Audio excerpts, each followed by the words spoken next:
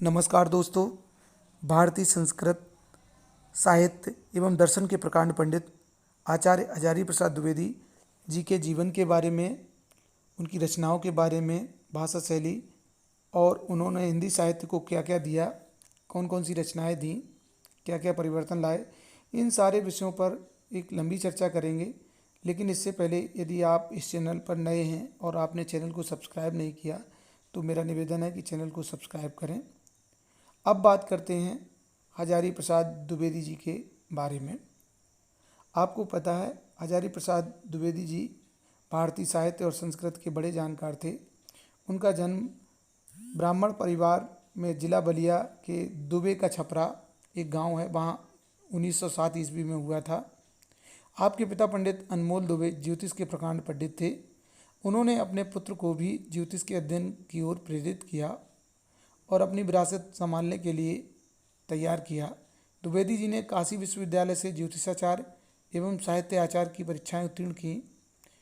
हजारी प्रसाद द्विवेदी जी ने सन 1940 ईस्वी में शांति निकेतन में हिंदी भवन में निदेशक का पद प्राप्त किया। सन 1949 ईस्वी में लखनऊ विश्वविद्यालय ने इन्हें डीलिट की उपाधि से सम्मानित किया। सन 1950 ईस्वी में द्विवेदी जी काशी विश्वविद्यालय के हिंदी विभाग के प्राध्यापक और बाद में अध्यक्ष नियुक्त हुए। सन 1957 ईस्वी में पद्म भूषण की उपाधि से इन्हें विभूषित किया गया। सन 1958 ईस्वी में आप राष्ट्रीय ग्रंथ न्यास के सदस्य बने। इसके बाद ये पंजाब विश्वविद्यालय चंडीगढ़ में हिंदी के प्रोफेसर और अध्यक्ष रहे। जीवन पर्यंत हिंदी की सेवा करता हुआ हिंदी साहित्य का ये दैदीप्यमान नक्षत्र मई 1979 ईस्वी में सदैव के लिए विलीन हो गया। हजारी प्रसाद द्विवेदी प्रबुद्ध विचारक, चिंतक, सृजनशील साहित्यकार थे। हिंदी साहित्य में आपकी ख्याति आलोचक, निबंधकार और उपन्यासकार के रूप में है। आपने आलोचना के नवीन दृष्टिकोण को प्रस्तुत किया। उनका साहित्यिक व्यक्तित्व इतना व्यापक और विशाल है कि उसमें एक निबंधकार की समस्त विशेषताएं समाहित होती हैं।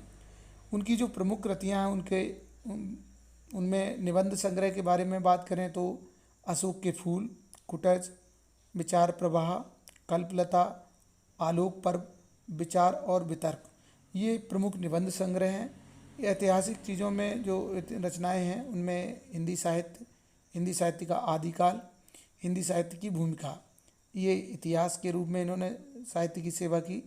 आलोचनात्मक ग्रंथ के बारे में बात करें तो कालिदास की लालित्य योजना, सूरदास, कबीरदास, साहित्य का मर्म, साहित्य सहचर आदि आलोचनात्मक ग्रंथ हैं।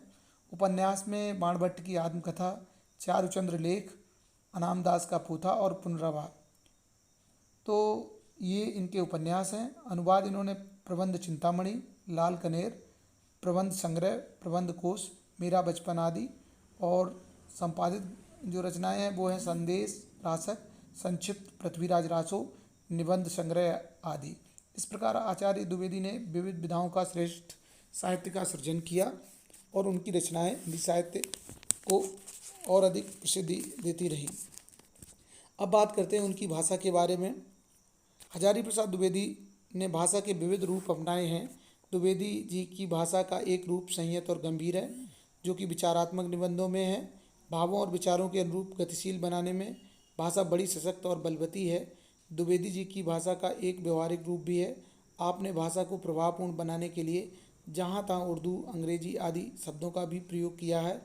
इस प्रकार की भाषा में चपलता, व्यंग, वक्रता, कहावतों और जन प्रचलित भाषा के साधारण शब्दों का प्रयोग भी दिखाई पड़ता है। सामान्य प्रचलित शब्दों के प्रयोग में द्विवेदी जी बड़े उदार हैं। उनकी भाषा का यह रूप हिंदी भाषा के विकास की दृष्टि से बहुत हितकारी है। इस प्रकार भाषा के क्षेत्र में द्विवेदी जी पूरे भाषा भंडारी कहे जा सकते हैं।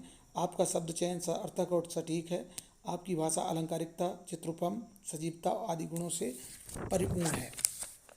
अब बात करेंगे द्विवेदी जी की भाषा की बात की और शैली की। भाषा के समान ही द्विवेदी जी की रचनाओं में शैली के भी बहुत सारे स्वरूप मिलते हैं, बहुत सारे रूप मिलते हैं। और जो रूप है प्रमुख रूप से वो कह सकते हैं विचारात्मक शैली, गवेषणात्मक शैली, आलोचनात्मक शैली, भावात्मक शैली और व्यंग्यात्मक शैली एवं व्याख्यात्मक शैली। सबसे पहले हम विचारात्मक शैली के बारे में बात करेंगे। इस शैली में विचारों की प्रधानता रहती है। वाक्य विन्यास की दृष्टि से इस शैली के वाक्य ना तो छोटे ही हैं और ना अधिक लंबे। विचारों की स्पष्टता और उनको बोधगम्य बनाने की प्रवृत्ति इसमें साफ झलकती है। गवेषणात्मक शैली के दर्शन उनके सांस्कृतिक निबंधों में होते हैं। इस शैली की भाषा संस्कृत गर्भित है, वाक्य विन्यास अपेक्षाकृत लंबा होता है। यह शैली गंभीरता ग्रहण किए हुए है। विषय की गूढ़ता को इस शैली के माध्यम से बोधगम्य बनाने की सहज प्रवृत्ति द्विवेदी जी का एक विशिष्ट गुण है। आलोचनात्मक शैली उनकी व्यवहारिक आलोचनाओं में दृष्टिगोचर होती है। इस शैली की भाषा संस्कृत प्रधान होते हुए भी सरल एवं साहित्यिक है। निष्पक्षता और स्पष्टवादिता के गुण इस शैली में सर्वत्र होते हैं। भावात्मक शैली द्विवेदी जी जहाँ भावुक उठते हैं वहाँ उनकी इस शैली की छटा दीख पड़ती है। सरसता, भाव प्रवणता और विचारों की तीव्रता इस शैली के सहज गुण हैं। भावुकता, प्रवाह और माधुर्य इसकी विशेषताएं हैं। इसमें उनका हृदय पक्ष बड़े मनोहर रूप में प्रकट हुआ है। व्यंग्यात्मक शैली के बारे में बात करें तो हास्य और व्यंग के स्थलों पर हमें उनकी इस शैली के दर्शन होते हैं। उनके निबंधों में हास्य की निर्मल छटा विद्यमान रहती है। साहित्यिकता और शिष्ट शालीनता आपके व्यंग के प्रमुख गुण लक्षण हैं। माधुर्य के पुट के कारण इसमें कहीं कहीं सरसता पे भी थोड़ी सी चूक पड़ जाती है। व्याख्यात्मक शैली के बारे में बात करें तो दार्शनिक विषयों के प्रतिपादन में द्विवेदी जी ने व्याख्यात्मक शैली का प्रयोग किया है। इस शैली की भाषा संस्कृतनिष्ठ एवं तत्सम प्रधान है। विषय के गूढ़ स्थलों की व्याख्याओं से उनके अध्ययन की गहनता का परिचय मिलता है। शैली के इन रूपों के अतिरिक्त द्विवेदी जी की रचनाओं में सूक्ति शैली और आत्म अभिव्यंजक शैली भी दृष्टिगोचर होती है। तो द्विवेदी जी की इस प्रकार देखें तो 6 प्रमुख शैलियाँ हैं: विचारात्मक शैली, गवेषणात्मक शैली, आलोचनात्मक शैली, भावात्मक शैली, व्यंग्यात्मक शैली, व्याख्यात्मक शैली। अब बात करेंगे कि आचार्य प्रसाद द्विवेदी जी ने हिंदी साहित्य को क्या क्या दिया।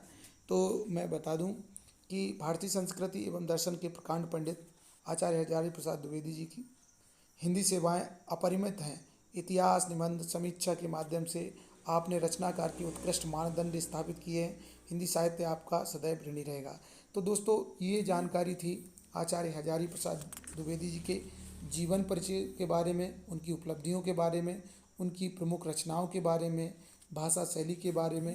ये सारी जानकारी आपको कैसी लगी हमें कमेंट्स बॉक्स में ज़रूर लिखिएगा, और जानकारी अच्छी लगे तो शेयर करिएगा, लाइक करिएगा।